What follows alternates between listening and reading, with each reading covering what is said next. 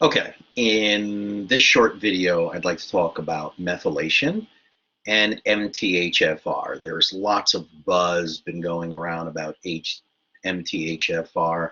I started learning about this about maybe 11, 12 years ago. And MTHFR, if you look up here towards the left, stands for methylene tetrahydrofolate reductase, MTHFR. Now, anything that ends in ACE, remember, is an enzyme. So there's a certain percentage of the population that are lacking the ability of their bodies to produce this enzyme. Now, why is this enzyme important? I'll get to that in just a moment.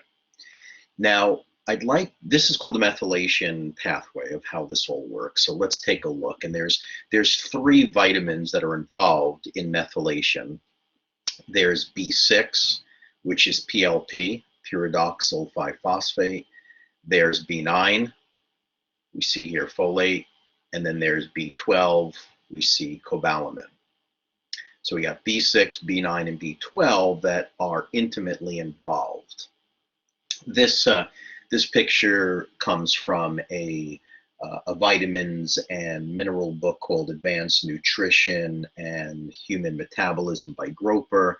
It's a very, very deep vitamins and minerals and biochemistry type of book that we use at a master's program. But it really clearly shows us the importance of methylation and the ability to methylate. Methylation is the body's ability to move a carbon with 3 hydrogens attached. That's methylation. Okay, and it's needed for RNA synthesis, for protein synthesis, for hormones to be produced. We need methylation for neurotransmitters to be produced. We need methylation for fertility, for pregnancy, for successful pregnancy. So when people can't methylate properly, we see a lot of things like infertility, we see autism, mitochondrial dysfunction diseases, migraine headaches, the inability to lose weight, heart disease, a variety, ADHD. There's just so many different flavors of imbalances that pop up when the body can't methylate properly. So where I'd like to start with this is right down here in that lower right where we see homocysteine.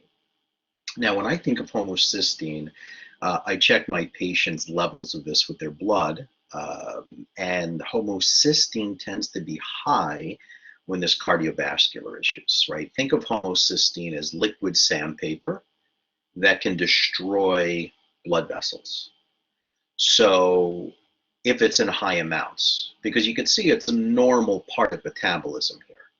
We see that we have this amino acid called methionine that can become S-adenosyl methionine to S-adenosyl homocysteine to homocysteine to cystathione and eventually to cysteine. So it's natural, right? It's an exhaust. It's a normal byproduct of metabolism. But it's when homocysteine levels accumulate where we have a problem. So what can the body do to reduce and get rid of the amount of homocysteine that may be accumulating? Well, right off the bat, we see that in the presence of B6, pyridoxal 5-phosphate, we can convert that to cystathionine. Now, cystathionine can become cysteine. Cysteine is a sulfur-containing amino acid. And cysteine, along with glycine and glutamine, those 3 amino acids can make the most powerful antioxidant to human beings called glutathione. Glutathione is made up of glutamine, glycine, and cysteine. So the cysteine from this pathway can be used to make glutathione. It's the weak link in making glutathione, which is why we see supplemental cysteine in the form of NAC and acetylcysteine. Powerful antioxidant capabilities from that. Okay, so that's one way the body can reduce the amount of homocysteine in your blood. In the presence of B6, converted to cystathionine, eventually to cysteine, and your body from that can make glutathione, glutamine and glycine. So what happens if we don't have enough B6? Homocysteine can accumulate, and that causes migraines and heart attacks and strokes. It's bad, bad, bad stuff. Homocysteinemia, bad. Now, let's say we didn't have B6. What's another way? Okay, homocysteine can meet up with methylcobalamin. So it's all it is a cobalamin, which is B12, with a methyl group attached. So this homocysteine and methylcobalamin join. We see it right here. And we need this enzyme, methionine synthase, because when homocysteine meets up with methylcobalamin, now homocysteine becomes methylated and we get methionine. What happens to methylcobalamin when this methyl is donated to homocysteine? Cobalamin just becomes cobalamin. So we have to then go, well, how does it get remethylated to come back to become methylcobalamin? All right, we'll get to that in a second. So now homocysteine becomes methylated. Now we get methionine, which can become S-adenosyl methionine. The S-adenosyl homocysteine, back to homocysteine. And again, we can get rid of homocysteine in the presence of B6, eventually to cystathionine, to cysteine, and then cysteine with the other two amino acids, glutamine and glycine, can become glutathione, the very, very powerful antioxidant. Then homocysteine can join forces with methylcobalamin, and now homocysteine becomes methylated. We get methionine, and methylcobalamin loses its methyl group and becomes cobalamin. Well, how does cobalamin get remethylated? Well, this is where B9 comes into play. Okay, so we have tetrahydrofolate, which can become 5,10-methylene tetrahydrofolate, and then it can lose one of these. It can lose this 10 here and become 5-methyl tetrahydrofolate. But you see this dark line? In order for this to happen, we need MTHFR, the methylene tetrahydrofolate reductase. It's going to reduce this from 5,10 to just 5-methyl tetrahydrofolate. Then this methyl group here can join cobalamin, right? It comes together. Cobalamin takes that methyl group and becomes remethylated to methylcobalamin, and tetrahydrofolate loses it and just becomes THF, and this pathway continues. So we need to have this MTHFR, the methylene tetrahydrofolate. We need the ability to produce this enzyme, but a lot of people can't. And then it disrupts the way B12 functions. And if B12 is not functioning properly because it can't become methylated, then homocysteine levels rise.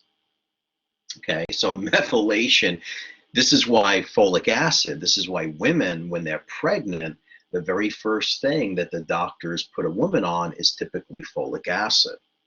However, there have been women who have supplemented with folic acid that still have babies that get cleft palate or the hair lip, or meningomyelocele, where the spinal cord grows outside of the spine of the back.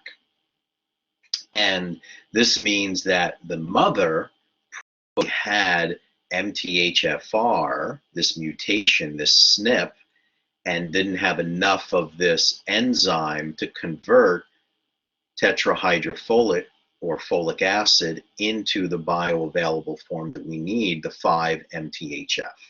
And that's why the better nutraceutical companies today produce 5-MTHF, 5-methyl tetrahydrofolate, which is the folic acid in this methylated form, to make up for that. If the woman has this SNP, the singular nuclear polymorphism called MTHFR, in either the C677T or the A1298C, those are the two that need to be tested on a blood test, the C677T or the A1298C. You could be either heterozygous or homozygous on this. If you're homozygous, if both alleles are damaged, it's bad. Or if you're heterozygous on both, it's also bad. So this is where supplementation comes into play. But when babies are born with with this cleft palate or hair lip or meningomyelocele, that means that the folic acid the mom took, she couldn't methylate, and that means the baby became the byproduct of that. So it's really important to get evaluated for this, not just moms prior to pregnancies, because if you give a person folic acid and they can't properly metabolize it and it accumulates, this can cause different forms of cancers. You have to be really careful with that. Okay. So hopefully this gives you a little bit of an understanding of the connections between B6, B9, and B12.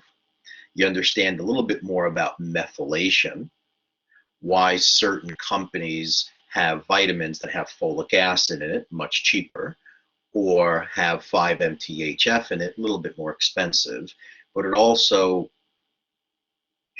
could potentially create problems for people eating foods fortified with folic acid if you have this. And that's could be 50% of the population, 60% of the population at times, if you look at some of the stats at who has this MTHFR. Again, linked to ADD, ADHD, infertility, depression, neurotransmitter issues, hormone issues, weight loss issues, autism. It's linked and associated with a lot of different health imbalances. So hopefully you learned something from that today.